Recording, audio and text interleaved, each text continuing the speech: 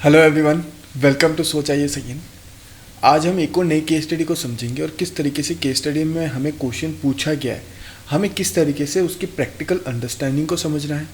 Practical understanding के साथ किस तरीके से कौन से स्टेक होल्डर्स है जिनके सराउंडिंग में केस स्टडी रोटेट कर रही है, किस तरीके से इस केस स्टडी के सराउंडिंग में जो कैरेक्टर्स हैं उनको हमें किस तरीके से समझना है और हमें जो क्वेश्चन पूछा गया है उसको किस तरीके से हमें आंसर करना है। इस चीज़ को आज हम समझने की कोशिश करेंगे कहीं ना कहीं, राइट, कि किस तरीके से ये सारी की सारी चीज़ें अगर हम समझ पाते हैं और अंडरस्टैंड कर पाते हैं प्रॉपर तरीके से, तो हम कहीं ना कहीं हमारे आंसर राइटिंग को बहुत बेटर अप्रोच दे सकते हैं कहीं ना कहीं, राइट। चलिए, तो ये पेपर जो है अपना 2019 की सीरीज़ का चल रहा है कि किस तरीके से 2019 के अंदर क्वेश्चन नंबर 11 है ये जो हमें पूछा गया है, किस तरीके से आंसर देना है, किस तरीके से इसकी आंसर राइटिंग लिखनी है कहीं ना कहीं। तो हम शुरू करने से पहले कोड को समझते हैं। यहाँ पे कोड किस तरीके से लिखा गया था, I water you, you water me, we grow together. किस तरीके से आप यहाँ पे अगर किसी को पानी देते, पानी मतलब यहाँ पे जो बेसिक सर्वाइवल की बात हो सकती है, किसी भी जगह जहाँ पे बेसिक रिक्वायरमेंट्स की बात हो सकती है, अगर आप वो प्रोवाइड करते हो, वही चीज़ आपको अगर प्रोवाइड करता है कोई और, तो किस तरीके से आप एक दूसरे के सपोर्ट के साथ किस तरीके से सोसाइटी में या किस तरीके से लाइफ में ग्रो कर सकते हैं, इसको लेके ये कोड दिया गया था ब्रेंडन नीम बर्ड के अंदर, राइट। किस तरीके से इन्होंने ये कोड दिया था और समझाया था हमें किस तरीके से कि हमें ग्रो करने के लिए हमें दूसरों को भी वाटर देना पड़ेगा और दूसरों से भी वाटर लेना पड़ेगा कहीं ना कहीं, राइट। ये कोड हम इसलिए समझते हैं ताकि हमारे आंसर राइटिंग में किस तरीके से कोड की अंडरस्टैंडिंग हो, वो हम वहाँ पे इम्प्लीमेंट कर सकें और किस तरीके से इस कोड के द्वारा हम हमारे लिमिटेड वर्ड्स के अंदर मैक्सिमम चीज़ों को समझा सकें किसी इन्विजिलेटर को कहीं ना कहीं, राइट। चलिए, तो केस स्टडी को समझते हैं अपन। In one of the district, अब यहाँ पे एक चीज़ देखिएगा कि केस स्टडी छोटी है, हमेशा केस स्टडी हमारे पास बड़ी है या हमें बहुत बड़ी केस स्टडी करनी पड़े ऐसा ज़रूरी नहीं है। केस स्टडीज़ हमेशा बेसिक सिचुएशंस को एक्सप्लेन करती है कि बेसिक सराउंडिंग में कुछ माहौल या कुछ कंडीशन या कुछ परिस्थितियाँ बन रही है कहीं ना कहीं, जिन्हें हमें समझते हुए किस तरीके से हम प्रैक्टिकल वहाँ पे हम अप्रोच जनरेट कर सकते हैं हमारी, उसे हमें आंसर देना है कहीं ना कहीं, राइट। चलिए, इन one of the district of frontier state, narcotics menace has been rampant. This has resulted in money laundering, mushroom of poppy farming, arms smuggling, near stalling of education. The system is on verge of collapse.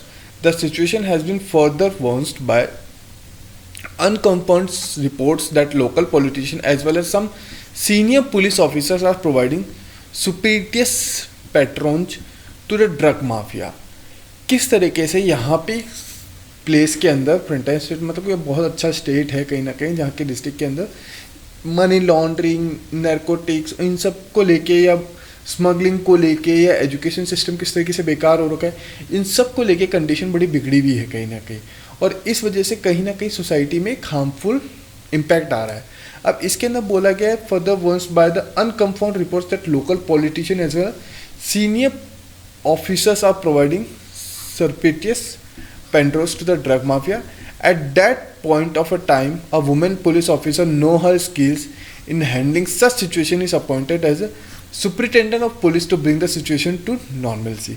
किस तरीके से इस condition के अंदर जहाँ पे politician भी हैं, पुलिस ऑफिसर्स भी हैं, कुछ वो ड्रग्स माफिया को सपोर्ट भी कर रहे हैं, उन्हें रोकने के लिए यहाँ पे एक वुमेन पुलिस ऑफिसर्स की बात हो रही है।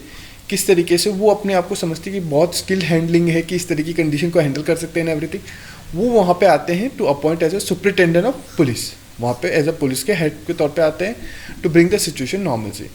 If you are the same police officer मतलब कौन, as a women police officer, यहाँ पे आप अगर मेल हैं फीमेल है इससे कोई फ़र्क नहीं पड़ रहा है, यहाँ पे आपको अपने आप को as a women police officer के तौर पे ही रखना पड़ेगा कहीं ना कहीं। Identify the various dimension of the crisis, किस तरीके के क्राइसिस वहाँ पे जनरेट हो सकते हैं। क्राइसिस यहाँ पे बहुत तरह के जनरेट हो सकते हैं, क्योंकि हर एक कंडीशन में किस तरीके से माफिया रिएक्ट कर रहे हैं, किस तरीके से पॉलिटिशियन रिएक्ट कर रहे हैं, किस तरीके से लोकल वहाँ पे पुलिस ऑफिसर्स से सीनियर ऑफिसर्स वो रिएक्ट कर रहे हैं, उनके ऊपर डिपेंडेंसी होती है कि वहाँ पे किस तरीके से क्राइसिस। लेकिन हमें डायमेंशन ऑफ क्राइसिस पूछा है तो ओवरऑल पूछा है, ओवरऑल किस तरीके से सिचुएशन बन सकती है कहीं ना कहीं, राइट, या किस तरीके से ओवरऑल क्राइसिस जनरेट हो सकते हैं। Based on your understanding suggest measures to deal with the crisis, किस तरीके से आप इस अंडरस्टैंडिंग को समझते हुए अपने कुछ मेजर्स किस तरीके से लेंगे ताकि आप इस सिचुएशन को डील कर सकें। अब यहाँ पे सबसे मेनली क्या चीज़ आ रही है, स्टेक होल्डर्स के तौर पे देखें तो यहाँ पे सबसे पहले अपने यहाँ पे आ रहे हैं पॉलिटिशियंस इन्वॉल्व है, कहीं ना कहीं पॉलिटिशियंस हो गए, राइट। किस तरीके से यहाँ पे पॉलिटिशियन के साथ आते हैं पुलिस ऑफिसर्स, माफिया भी इंक्लूडेड है कहीं ना कहीं, तो वहाँ पे सॉरी फॉर डैट, माफिया भी इंक्लूडेड एंड ऑल। उसके साथ साथ वुमेन पुलिस ऑफिसर जो वहाँ पे अभी अपॉइंट हो रहे हैं अब से, सुपरिटेंडर ऑफ पुलिस। तो यहाँ पे मेनली अपन देख सकते हैं 4 तरह के स्टेक होल्डर्स हैं जिनके सराउंडिंग में ये कंडीशंस बन रही है, या जिनकी वजह से ये सिचुएशंस बन सकती है, उनके कोई कॉन्सिक्वेंसेस निकल सकते हैं कहीं ना कहीं। अब क्वेश्चन हमें 2 तरीके से पूछा गया, identify the various dimension of the crisis. 2 अलग अलग तरह के डायमेंशंस बताने हैं, क्राइसिस बताने हैं किस तरीके से हो सकते हैं।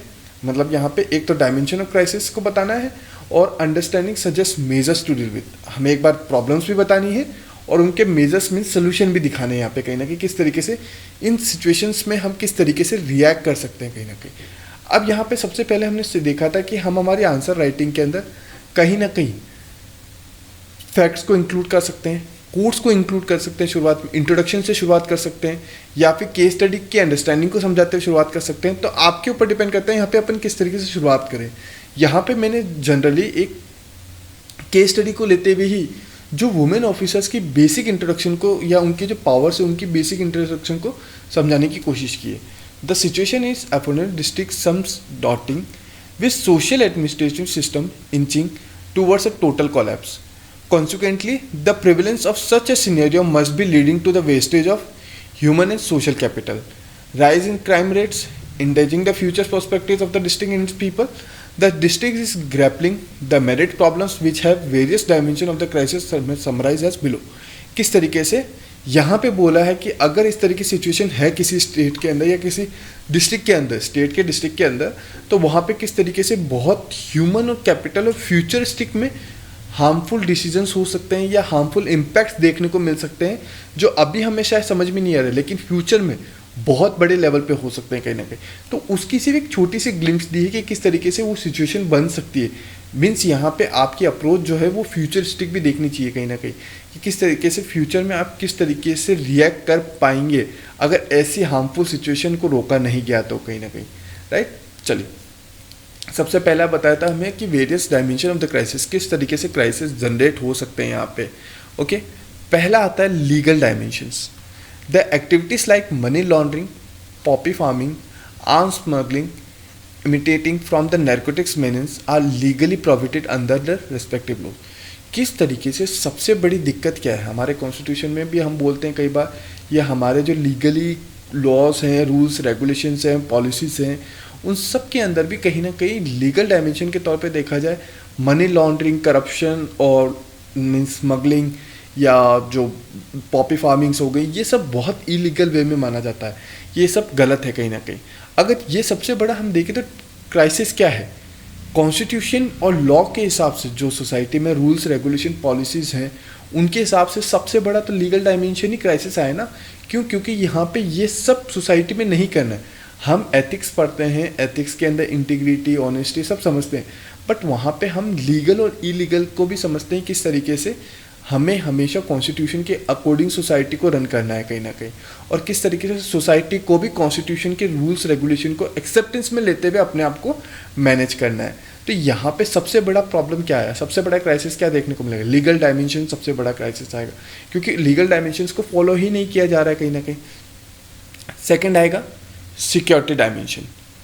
Frontier district in India are suspectively or to subversive group trying to undermine democracy and authority of the state। किस तरीके से, अगर कोई इतना बड़ा डिस्ट्रिक्ट है जो इम्पोर्टेंट डिस्ट्रिक्ट है कहीं ना कहीं सोसाइटी के अंदर, वही अगर वहाँ पे हम देखें इस तरीके की एक्टिविटीज़ को मोटिवेट कर रहा है, इस तरह की एक्टिविटीज़ को इम्प्लीमेंट होते हुए देख रहा है कहीं ना कहीं, तो वहाँ पे जो अथॉरिटी ऑफ द स्टेट है या एज ए डेमोक्रेटिक कंट्री के तौर पे देखें उस पर बहुत हार्म इम्पैक्ट पड़ सकता है फ्यूचर में कहीं ना कहीं। Arm smuggling and money laundering provides easy means of financing their anti social activities. International level पे या नेशनल लेवल पे, स्टेट लेवल पे, डिस्ट्रिक्ट लेवल पे या लोकल लेवल पे, हर एक लेवल पे अगर हम देखें आज के समय में सिक्योरिटी के अंदर अगर मनी लॉन्ड्रिंग है, मनी लॉन्ड्रिंग मतलब कि यहाँ पे कैश फ्लो बहुत ज़्यादा है। कैश फ्लो अगर ज़्यादा होगा तो एंटी सोशल एक्टिविटीज़ को कहीं ना कहीं वो प्रमोट करेगा फंडिंग के द्वारा कहीं ना कहीं। इसके हम आज के समय में रियल लाइफ एग्जांपल्स भी काफ़ी देखते हैं। आप चाहे तो यहाँ पर रियल लाइफ एग्जांपल्स के तौर पे कुछ ना कुछ इंक्लूड कर सकते हैं, जैसे काफ़ी सारे टेररिस्ट ग्रुप चलते हैं उनके नाम लिख सकते हैं, या फिर कहीं ना कहीं एंटी सोशल एक्टिविटीज़ जो हाल ही में न्यूज़ में आ रही हैं उनके नाम लिख सकते हैं एग्जाम्पल के तौर पर कहीं ना कहीं, right. Social dimension, a society is run with such a melodious can never focus on education, health, development, empowerment and welfare which are the key aims of welfare state। किस तरीके से सबसे वेलफेयर स्टेट मतलब यहाँ पे जो state की basic fundamental duties है, बेसिक फंडामेंटल वर्किंग है, वो कहीं ना कहीं एजुकेशन, हेल्थ, डेवलपमेंट, एम्पावरमेंट और वेलफेयर, सोसाइटी के वेलफेयर के लिए वर्क करना है उनको। बट अगर ये सब चीज़ें हो रही कहीं ना कहीं तो उनका जो ध्यान है, उनकी जो वर्किंग है, वर्किंग का टाइम पीरियड सारा का सारा इधर डाइवर्ट हो गया, तो वो क्या यहाँ पे सोशल, एजुकेशन, हेल्थ और डेवलपमेंट, एम्पावरमेंट, वेलफेयर, इन सब चीज़ों पे कहीं ना कहीं इंफ्रास्ट्रक्चर को डेवलप करना, इन सब चीज़ों को कहीं ना कहीं वो डायमेंशनली मिस आउट कर पाएंगे या मिस आउट कर देंगे कहीं ना कहीं। और अगर मिस आउट होने लगे या फिर डिले हुआ, वर्किंग्स में डिले होने लग जाएगा इन सब में, क्योंकि उनका जो फोकस होगा वो इधर तरफ डाइवर्ट होने लग जाएगा कि इनको कैसे रोका जाए ना। तो ये सबसे बड़ा क्राइसिस देखा जाएगा एज अ डेवलपिंग कंट्री के लिए कहीं ना कहीं। Economic dimension, involvement of people in such activities will lead to emergence of a black economy. यहाँ पे सबसे इंपॉर्टेंटली ब्लैक इकोनॉमी की बात हो रही है, जो सबसे हार्मफुल रहता है किसी भी कंट्री को डेवलपिंग से डेवलप्ड होने में या डेवलप्ड कंट्री को नीचे गिरने के अंदर कहीं ना कहीं। Eating away at the vitals of the state, सबसे बड़ी दिक्कत यहाँ पे इकोनॉमिकली हम देखें तो किसी कंट्री के वो बहुत ड्रास्टिकली इम्पैक्ट पड़ सकता है। क्यों? क्योंकि वहाँ पे उसकी वर्किंग की फाइनेंशियल कंडीशंस के ऊपर काफ़ी इम्पैक्ट पड़ेगा इन सब चीज़ों से। उनकी जो फाइनेंशियली अगर इस तरह की एक्टिविटीज़ हो रही कहीं पे, तो वहाँ पे जो फ्रंट लाइन एक्टिविटीज़ हैं उनमें पैसा नहीं है, उनमें इकोनॉमिक लोन ग्रो नहीं है कहीं ना कहीं। और एंटी सोशल हमने ऊपर डिस्कस किया था, तो वहाँ पे क्या होगा, ऑब्वियस ही बात है, सोशल डायमेंशन, सिक्योरिटी डायमेंशन के तौर पे देखा जाए तो इकोनॉमिकली यहाँ पे हम कहीं ना कहीं एक डेवलप कंट्री या डेवलप स्टेट या डेवलप डिस्ट्रिक्ट को डेवलप नहीं कर पाएंगे कहीं ना कहीं, right. Political and administrative dimension, illegal local political leaders and senior police officers are hand in glove with the drug mafia and are providing constant support to them, which raises the question of moral and ethical property। किस तरीके से political और administration dimension सबसे important है।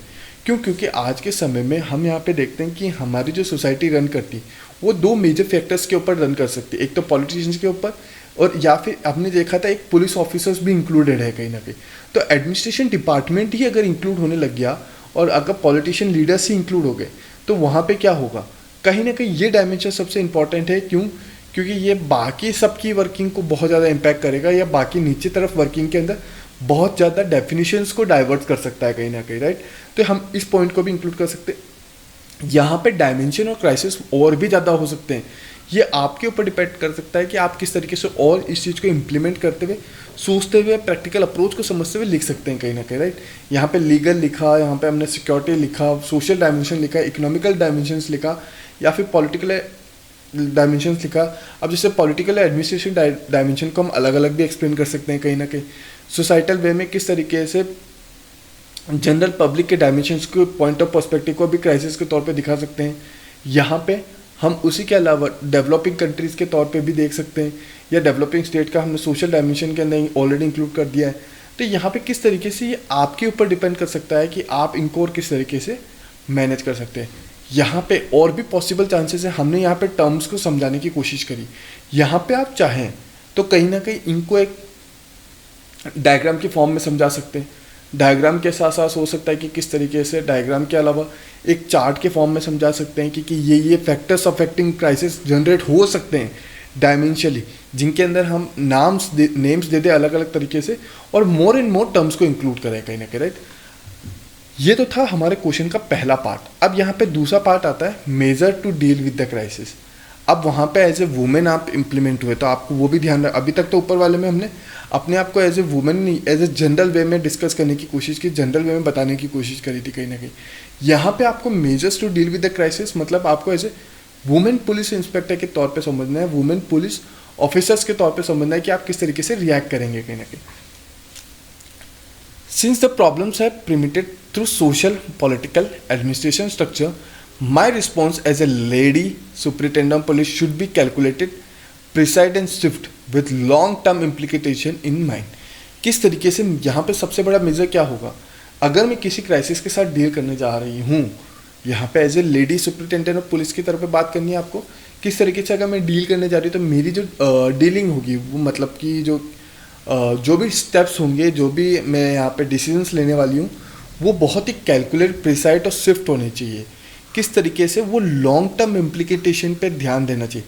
वहाँ पे short term में अगर as a superintendent of police के तौर पे मैंने कोई चीज़ इंप्लीमेंट कर दी बट लॉन्ग टर्म में वो सोसाइटी में हार्म ही कर रही है, या फिर लॉन्ग टर्म में जो पॉलिटिशियंस है एडमिनिस्ट्रेशन में जो ऑलरेडी करप्ट इस तरह की एक्टिविटीज़ कर रहे हैं उनको प्रमोट करेगी, तो वो सबसे हार्मफुल इम्पैक्ट होगा सोसाइटी पे कहीं ना कहीं. Firstly, a thorough investigation must be conducted within the police establishment to identify the black sheep and they should be subjected to lawful punishment. किस तरीके से यहाँ पे एक मेजर हो सकता है कि यहाँ पे एक कंडक्ट किया जाए है इन्वेस्टिगेशन के थ्रू कि किस तरीके से या इन्वेस्टिगेशन को कंडक्ट किया जाए, किसके थ्रू हम समझ सके कि किस तरीके से सोसाइटी में जो सबसे बाहर के लोग हैं या जिनको easily subject to lawful punishment दी जा सकती है, उनके करप्शन या उनके जो वर्किंग है उनमें कहीं ना कहीं इलीगल एक्टिविटीज़ दिख रही है तो उनको हम डायरेक्टली लॉफुल पनिशमेंट दे दें. ताकि क्या होगा, सराउंडिंग में इन्वायरमेंट बनने लगेगा कि किस तरीके से उनको इलीगल एक्टिविटीज़ करने वालों को डरना चाहिए कहीं ना कहीं, right. Law enforcement, I would focus on scripts and strict implementation of existing law taking a cue from inspirational lady Superintendent of Police, Sonitpur district, Sajan Kutta Parasha, who efficiently curbed and injured, seized tons of illegal arms and ammunition and arrested dozens involved in legal arm activity. यहाँ पे law इन्फॉर्मेंस का सबसे बड़ा हम example ले सकते हैं या फिर हम हर एक पॉइंट में कहीं ना कहीं एग्जांपल्स भी दे सकते हैं. यहाँ पे लॉ इन्फॉर्मेंस पुश करना या फिर किस तरीके से मेरे पास जो पावर्स है उन पावर्स का मैं यूज़ करते समय किस तरीके से लॉ का यूज़ करते समय एक अप्रोच जनरेट करूँ सोसाइटी के अंदर जहाँ पे इस तरह की एक्टिविटीज़ को मैं रोक पाऊँ कहीं ना कहीं, राइट. ये एक मेरे मेजर्स हो सकते हैं.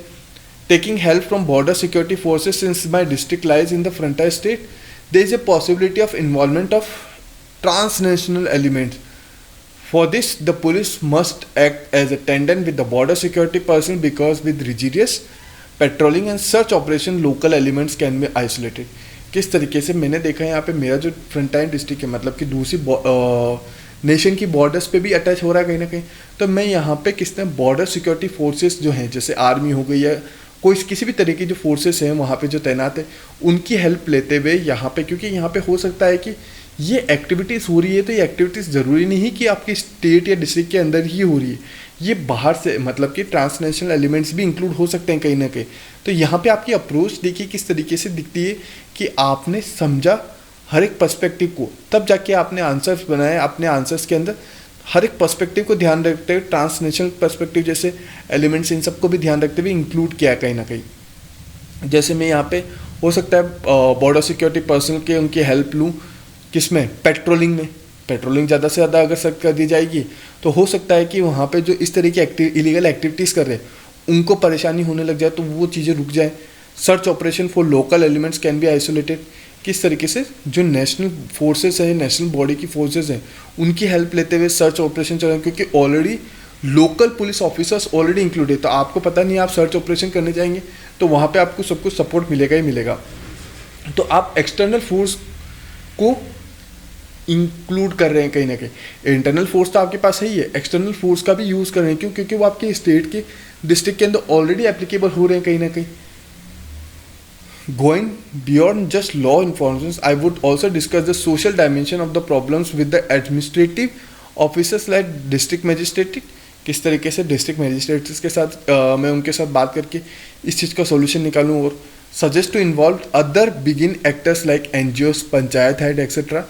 मीन्स वहाँ पे जो लोकल लोग हैं, लोकल लोग के हेड जो हैं, मीन्स वहाँ पे एनजीओस हो गई, पंचायत हो गई या उनके जो हेड्स हैं उनका सपोर्ट लें कहीं ना कहीं.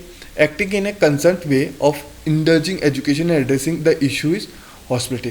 किस तरीके से यहाँ पे हो सकता है और भी लोकल पब्लिक का यूज़ लें, किस तरीके से लोकल पब्लिक के अंदर आप एक माहौल बना सकते हैं कि किस तरीके से अगर इस तरह की इलीगल एक्टिविटीज़ आपको देखने को मिले, रिपोर्ट टू दिस नंबर और everything.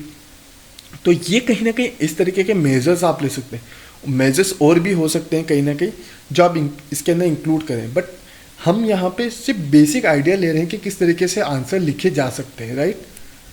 Effort should also be made to win off regular farmers if involved in poppy cultivation। किस तरीके से यहाँ पे अगर लोकल फार्मर्स इंक्लूड है उनके ऊपर भी सख्ती की जाए, कहीं ना कहीं लोकल फार्मिंग के ऊपर भी ध्यान रखा जाए।